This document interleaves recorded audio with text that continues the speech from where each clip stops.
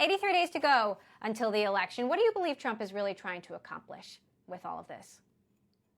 Well, I mean, there's a lot of things going on. There are longstanding legitimate concerns about China that the Trump administration has been working on, but it's unavoidable that over the last few weeks, the Trump administration has been upping tensions with China and using China issues as a way to kind of push attention away from, failures at home, the COVID situation, and even from, a slumping trade agreement with China. The phase one trade deal wasn't so big in the first place, and it hasn't really come to pass in the way that it's intended. Now, China is saying it's going to bring this up at the next round of trade talks within the week. Talk to us about what is at stake here. Well, right now there are executive orders that would ban U.S. business with both TikTok and Tencent. It's the parent company of WeChat that we've just been talking about. In your previous segment, you were talking about Fortnite, and they're owned partially by Tencent as well. The reach of an order that would actually shut down U.S. business with Tencent would be huge.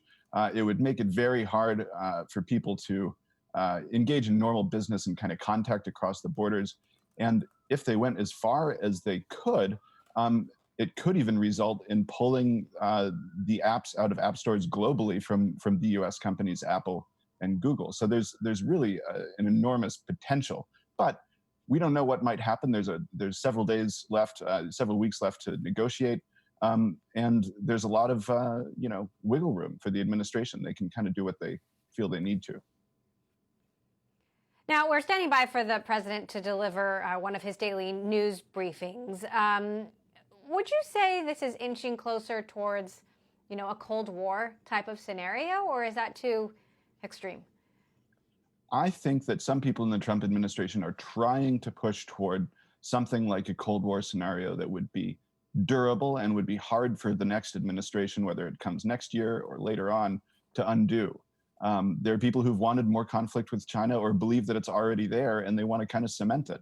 I think that's strategically wrong, and I think that it would break a lot of potential for mutually beneficial ties. It would also stop, useful engagement to fix Chinese misdeeds in human rights and in the markets around the world. But I think people are trying to build a new Cold War.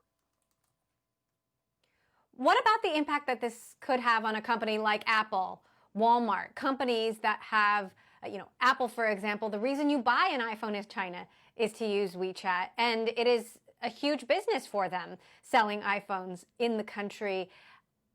What about the knock-on effect this could have on U.S. companies that President Trump has also tried to protect?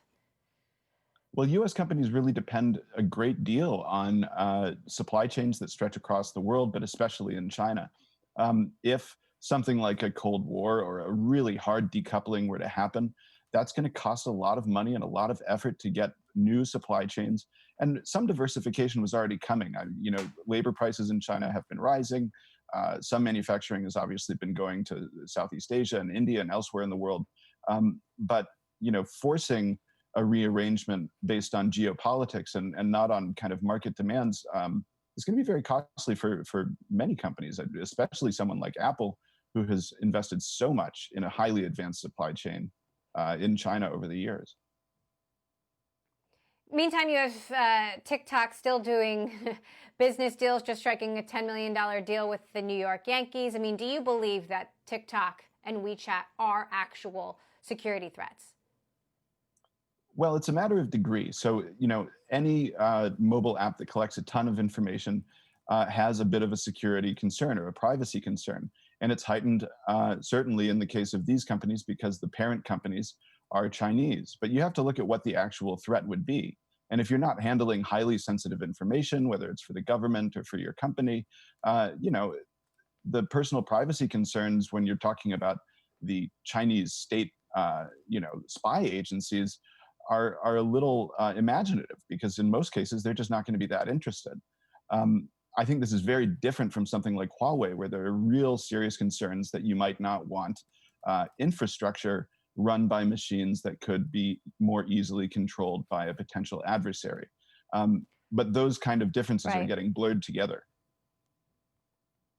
Now, Foxconn, which assembles iPhones, has said that China's days as the world factory are over. Foxconn is one of the companies that's diversifying its manufacturing outside of China. I mean, do you think that's true? Chinese state-run media has pushed back against this idea quickly.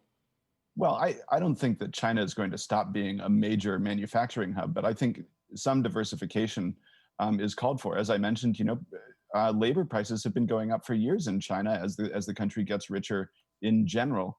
And so capital wants to find cheaper labor, and some diversification is going to happen. I think it's going to be really hard to overcome, though, the type of industrial clusters and the sort of rapid prototyping capabilities that you get in a place like Shenzhen.